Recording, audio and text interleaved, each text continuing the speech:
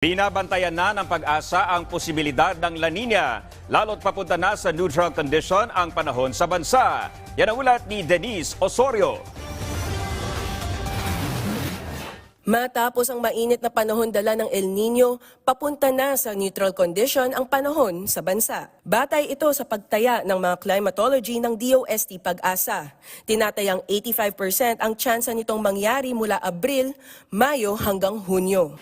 Pero kapag nag-neutral naman na tayo, so asahan natin na yung rainfall natin ay nasa may normal level. Posible rin na magsimula ang panahon ng tag-ulan sa huling bahagi ng buwan ng Mayo o unang bahagi ng buwan ng Hunyo. Ngayong buwan ng Mayo, tinatayang 1 o 2 bagyo ang posibleng pumasok o mabuo sa Philippine Area of Responsibility. Binabantayan na rin ang posibilidad ng La Nina na magdadala ng mga pag-ulan sa bansa. La Nina is possible 60% ng June, July, August po. Kapag nasa La Nina condition naman po tayo, possible yung normal na rainfall ng kada lugar ay posibleng mas maging mataas. And then, yung mga bagyo pwedeng mas frequent.